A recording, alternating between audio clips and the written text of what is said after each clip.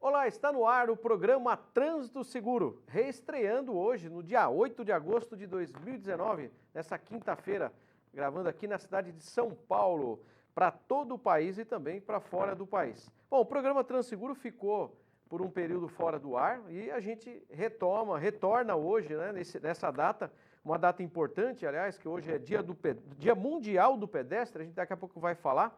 E a gente volta, é um prazer muito grande poder estar de volta para falar de trânsito. Trânsito é um assunto do cotidiano de todo mundo, né? Isso no mundo, não só no Brasil, em todas as grandes cidades, até em pequenas cidades. A gente está sempre falando de trânsito e as vias são por onde a gente passa todos os dias, como pedestre ou de bicicleta, de carro, enfim, qualquer tipo de veículo. E é muito importante falar, porque a gente tem um grande número de mortes todos os anos. Então, o programa, o foco aqui é para falar de trânsito, mobilidade, de transporte. Mais precisamente para se falar de regra de trânsito. Por quê? Porque o descumprimento à regra de trânsito é a consequência aí, o acidente de trânsito. Então, a gente não vem aqui para dar uma aula de trânsito, e sim para tirar dúvida de quem está acompanhando o programa e tem alguma dúvida com relação à fiscalização, algum equipamento obrigatório do veículo, com relação à documentação do veículo, enfim, pontuação na carteira de habilitação. A gente vai falar sobre essas questões. Então, para você que está acompanhando o programa e tem alguma dúvida para enviar para nós, você pode enviar através do Facebook do programa e do WhatsApp. O WhatsApp é o 011 94253 8598. Esse é o WhatsApp do programa Trânsito Seguro. Você pode mandar para a gente já está com ele aqui aberto para poder receber as perguntas. Se você quiser mandar pelo Facebook, também pode, pelo meu Facebook, que é facebook.com/Alessandro Ferro. Envie as perguntas, como está aparecendo na tela aí, e a gente responde na sequência. As perguntas que não forem respondidas hoje, a gente vai deixá-las aqui para responder no programa da semana que vem. Lembrando que esse programa ele está sendo apresentado ao vivo, pelo Facebook também da TV Guarulhos, que é facebook.com/TV Guarulhos, e também através do canal do site da TV Guarulhos, que é www.tvguarulhos3.com.br, e também para quem tem morador da cidade de Guarulhos, assiste lá na TV a cabo, no canal 3 da NET e no canal 508 da Vivo TV, tá ok? Bom, a gente começa falando no programa, como eu disse, hoje é Dia Mundial do Pedestre. O pedestre hoje é a peça mais frágil no trânsito, a peça mais sensível no trânsito. E muitas vezes a gente percebe em aula, até em fiscalização, quando eu estou no meu trabalho, meu serviço, as pessoas falam, os motoristas falam, o pedestre ele não respeita a faixa, não respeita o tempo do semáforo. É verdade? Isso também é verdade, mas a gente percebe muita falta de conhecimento por parte dos motoristas. Por exemplo, o farol para os carros abre e os pedestres ainda não concluíram a travessia e os carros arrancam, sem aguardar. Isso está no Código de Trânsito, os motoristas têm que aguardar a travessia segura do pedestre. Eu costumo até dizer, muita gente fala, mas me questiona sobre um certo artigo que tem no Código de Trânsito, não estou dizendo que eu sou a favor, mas está escrito na lei, enquanto não mudar é lei. O artigo 69 do Código fala que o pedestre é sim obrigado a utilizar as faixas e as passagens a eles destinadas, sempre que essas passagens existirem numa distância de até 50 metros do pedestre. Ou seja, se ele tiver mais de 50 metros, ele não tem obrigação pelo Código e na faixa. Não estimulo a travessia fora da faixa, de jeito nenhum. Mas o que a gente percebe? Tem vias que a faixa fica muito longe, né? E o pedestre não pode atravessar, como que ele faz para atravessar a via? E aí entra o cuidado maior do motorista, a importância de respeitar o limite de velocidade, a importância de você verificar se não tem criança que está na calçada que vai atravessar a via. Então, se você está numa via com pouca visibilidade de calçada, porque tem muito veículo estacionado, veículo grande, ônibus, caminhão, anda devagar, a velocidade da via, respeite a velocidade. Se for o caso, reduza, ande numa velocidade menor. Quando você anda numa velocidade mais reduzida, se ocorrer o acidente, ele vai ser um acidente de um impacto menor, né? O que aconteceu? Pelo menos aqui na cidade de São Paulo. Começou lá na outra gestão, no outro prefeito, reduzindo a velocidade das marginais. Acabou, diminuiu o acidente? Não, diminuiu o impacto menor. As colisões são menores, consequentemente você diminui os óbitos e as lesões corporais. Você tem um dano material, mas dano material a gente recupera, tá? A vida fica mais, não tem volta, né? Então eu até trouxe alguns dados aqui relacionados a essa questão do pedestre, né? Como hoje é Dia Mundial do Pedestre, a gente tem até um banner aí pro Jonas soltar para ilustrar aí a nossa imagem do Dia do Pedestre. E eu trouxe números aqui do seguro DPVAT, né, que é o órgão responsável aí pela gestão do seguro que indeniza vítimas de atropelamento, de acidente de trânsito no geral, né? Então tá aqui, ó, de acordo com os dados da seguradora Líder, que é responsável pela gestão do seguro DPVAT, a segunda categoria mais indenizada é a de pedestres, ou seja, ela só perde para a indenização de motociclistas. Salvo engano, representa 75% os motociclistas. Ó, somente no ano de 2018, de janeiro a junho, só no primeiro semestre de 2018, aproximadamente 170 mil indenizações do seguro DPVAT foram pagas para vítimas de acidentes. Destas, 42.650 que são morte, invalidez permanente e hospitalares. Só esses valores. As vítimas também ocupam o segundo lugar das ações no total 506. Isso só no primeiro semestre de 2016.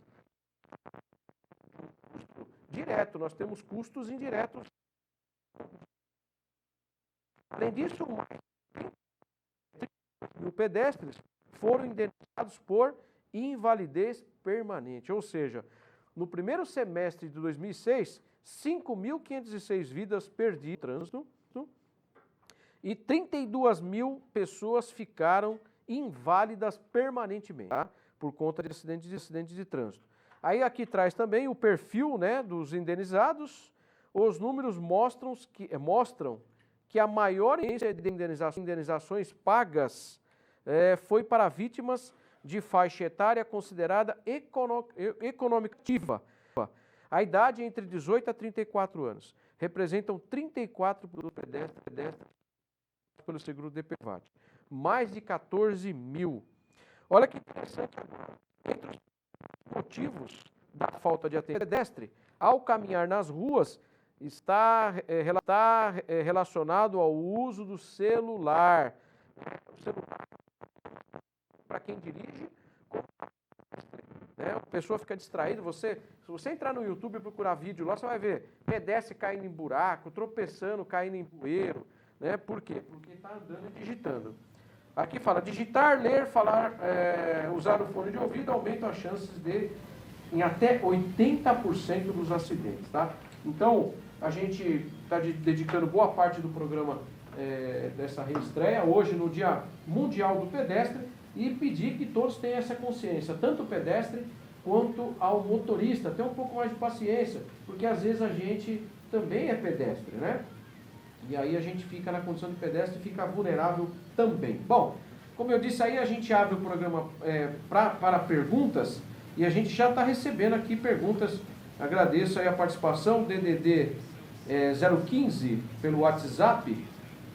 Aqui ele pergunta assim, sobre o pneu, quantos pneus tem que estar liso para prender o carro? Essa a pergunta que chegou é essa. Quantos pneus tem que estar liso para prender o carro? Bom, é assim, só para esclarecer, pneu liso caracteriza uma infração de mau estado de conservação, comprometendo a segurança. Até alguns anos atrás, o pneu do veículo liso não caracterizava uma infração que removia o veículo para o pátio. Agora, uma infração desse tipo caracteriza o mau estado, né, com a remoção do veículo ao pátio. A pergunta do colega aqui é quantos pneus? Assim, não tem quantidade de pneu. O Manual Brasileiro de Fiscalização, ele fala que inclusive o STEP caracteriza uma infração de mau estado de conservação. Dessa forma, se o condutor não conseguir sanar, ou seja, trocar o pneu na hora da abordagem, da fiscalização, o veículo dele, por consequência, tem que ser removido ao pátio, tá ok? Então não tem quantidade, né, de pneus. A lei é bem clara, ela fala que inclusive o STEP liso caracteriza uma infração. É óbvio que tem alguns doutrinadores de trânsito pelo Brasil, pelo país, né, que entendem de outra forma. Ah, não, se for só um pneu, né, não caracteriza. Se colocar por exemplo, tem um pneu liso rodando, colocou o STEP que está bom no lugar, já resolveu o problema. Na verdade, aí entra no entendimento, a gente não vou nem entrar no debate aqui, tá? Mas por questão de quantidade, basta um pneu estar liso ou o STEP já configura uma infração que cabe remoção do veículo para o pátio, tá ok? Agora a gente vai falar de uma dica. Eu vou pedir para o Jonas soltar aí a imagem do Detran de habilitação. É uma novidade, né, tão recente, já tem um mês e pouco. Motorista de São Paulo não precisa mais ir ao Detran para renovar a habilitação. Isso é uma novidade interessante e boa, né, porque você, principalmente quem trabalha, fica aí, né, na correria do dia a dia, fica mais difícil para renovar a habilitação. Mas você pode renovar. Eu tirei aqui uma parte do texto para a gente poder falar. Renovar a carteira de motorista sem ir ao Detran de São Paulo, né, no caso, já é uma realidade em 85 cidades do estado. Tá? Então, onde tem os Detrans, aí a Ciretrans ou Poupa Tempo, em outras cidades, você pode, na verdade, em 85 cidades. Ó, solicitado pelo portal, o serviço de renovação simplificada reaproveita a última coleta biométrica do cidadão, que seria o quê? A foto e a assinatura digital. E emite automaticamente a Carteira Nacional de Habilitação, sem envolver unidades de atendimento, modernizando o processo e reduzindo a demanda presencial. Isso é ótimo, né? Se a gente puder fazer isso sem sair de casa, é uma maravilha. Para receber o documento em casa, basta agendar o exame médico e psicotécnico no portal do Detran de São Paulo. O site é detransp.gov.br. Ir à clínica e pagar a taxa de emissão e de envio pelos correios. O valor aqui fala que é R$ 54,77. Bom, com esse novo projeto, né, do novo governo federal, é de se reduzir o tempo, né, de renovação da habilitação, ou melhor, aumentar, né, o tempo de 5 para 10 anos, para quem tem até 65 anos, quem tem mais de 65 anos passaria de 3 para 5 anos de renovação. Isso tem sido polêmico, né, porque a pessoa ela vai ficar um tempo maior sem passar por uma avaliação médica, né, e alguns especialistas em trânsito não concordam, inclusive com o aumento de pontos da habilitação, né, que passaria a suspensão do direito de dirigir, passaria de 20 pontos para 40 pontos. Né? Eu até já fiz alguns comentários com relação a essa questão de pontos, né? Nós teríamos que ter uma lei mais eficiente, porque assim, de cada 10 motoristas que tem a suspensão da habilitação, acredito que 9 efetivamente deixam de dirigir. Então a pontuação não tem interferido no fato da pessoa dirigir. Bom, a gente já está aí terminando o nosso primeiro bloco, a gente vai fazer um intervalo e já volta. Não sai daí, é rapidinho.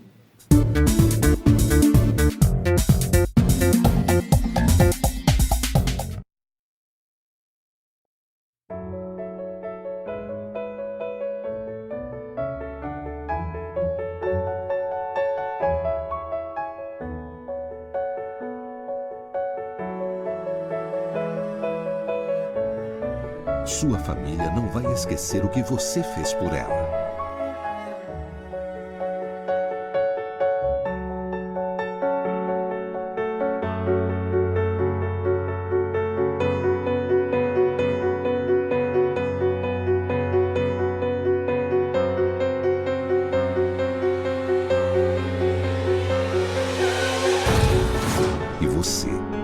paz com eles.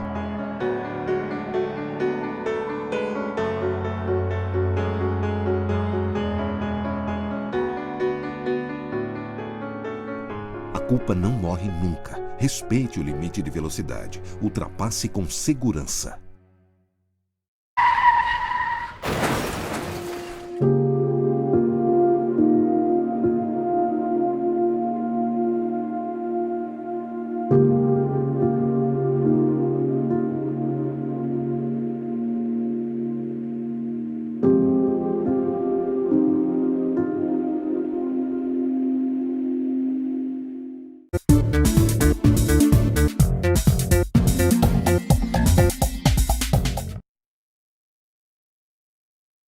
De volta com o programa Trânsito Seguro, reestreando hoje, né? O programa ficou fora do ar há alguns meses e volta hoje no Dia Mundial do Pedestre, dia 8 de agosto de 2019. Bom, a gente vai continuar o programa, vamos falar do licenciamento de veículo, pelo menos aqui na cidade de São Paulo.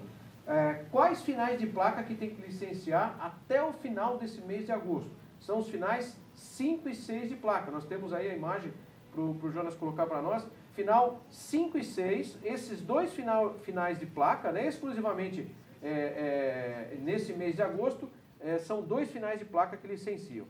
Tá? Então, quem tem o carro registrado aqui na cidade de São Paulo, no estado de São Paulo, final 5 ou 6 tem que fazer o licenciamento até o último dia do mês. Não deixe para o final, né? E uma situação interessante, muito motorista faz o licenciamento no caixa eletrônico, vai lá, paga débito se tiver e pede a emissão do documento para que seja entregue na sua residência. Ou ele opta em ele no órgão de trânsito retirar esse documento.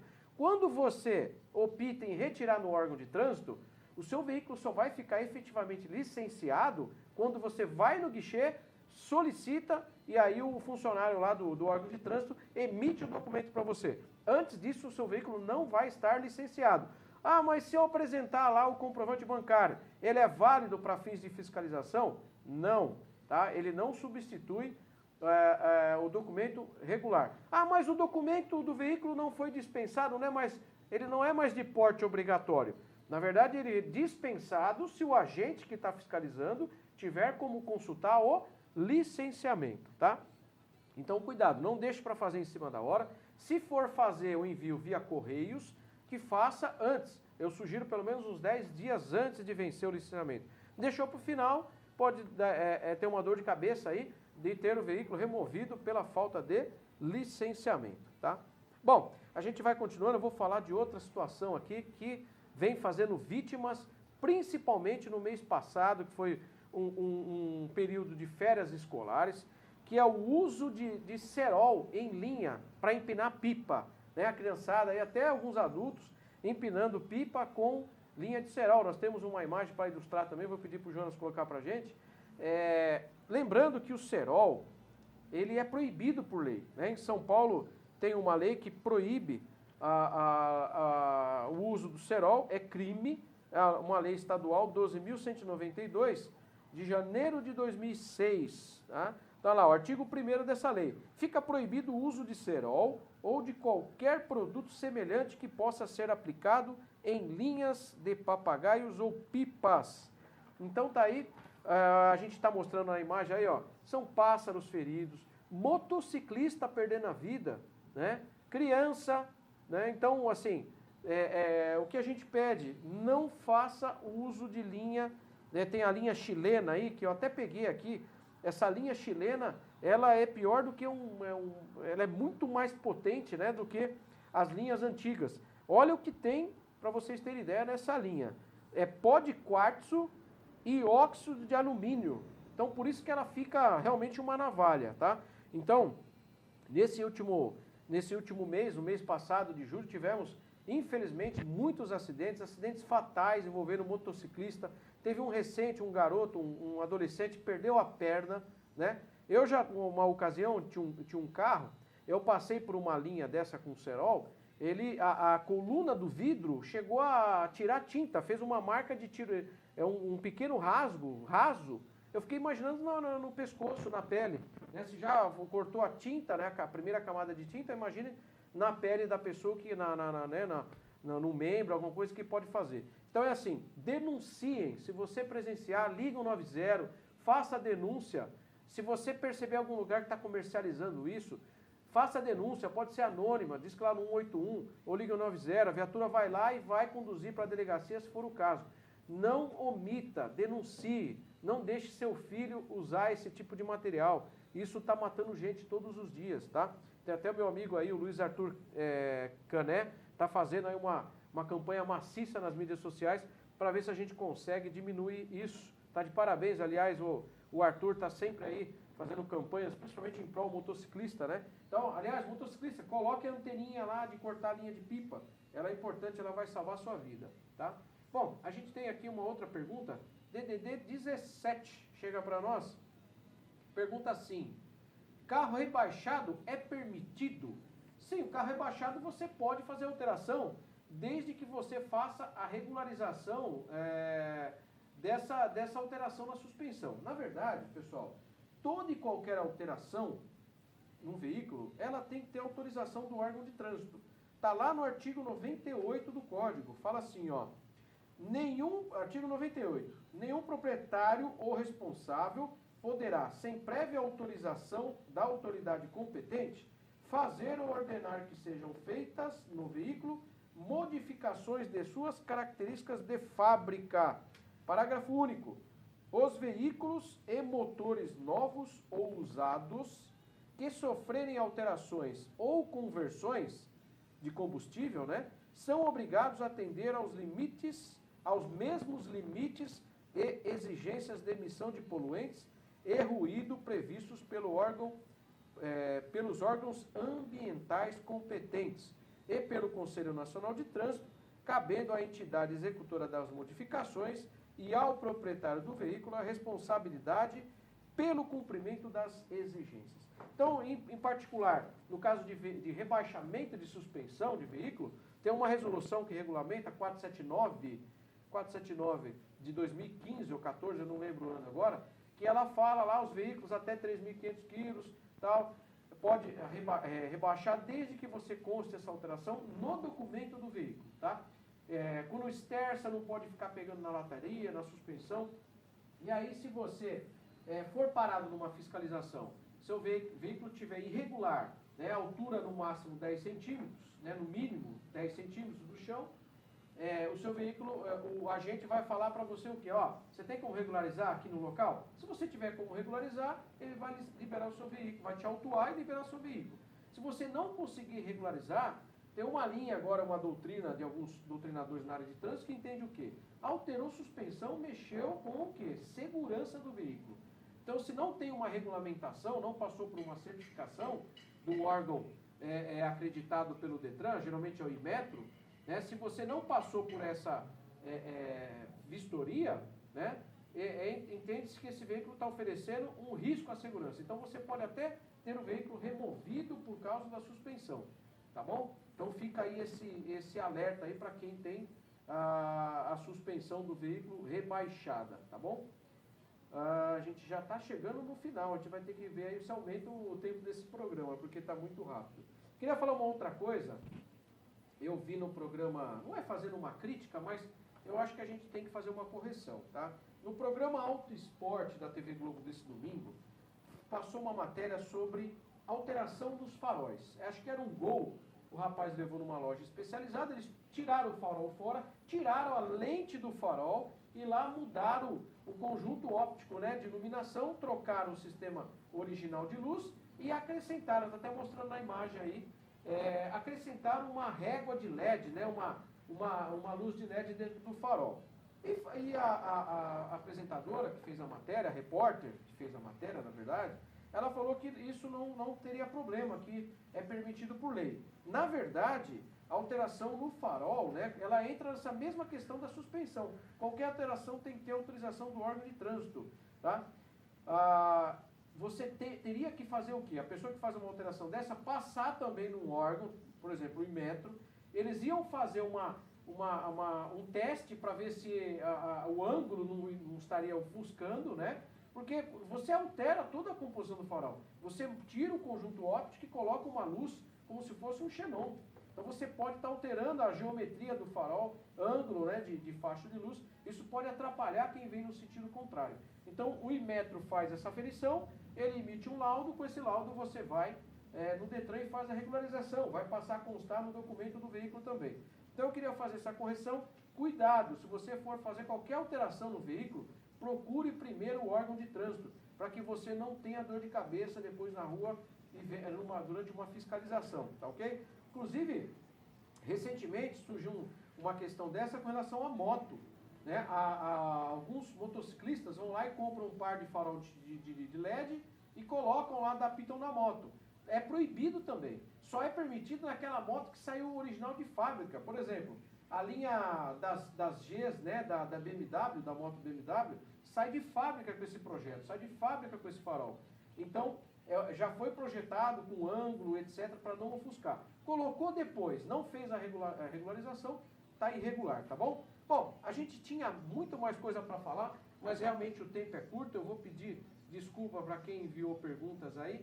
A gente vai, que não deu para responder, a gente vai guardar essas perguntas para que sejam respondidas aí no próximo programa, na semana que vem. Bom, a gente vai já finalizar. Quero agradecer quem pôde acompanhar, quem não pôde acompanhar, a gente vai estar postando esse programa no Facebook para assistir, no YouTube, enfim, vai estar disponível para todos assistirem, tá ok? Tenho todos um ótimo restinho de quinta-feira e até a semana que vem a gente vai estar de volta aí com o programa Trânsito Seguro. Tchau, tchau, um abraço a todos.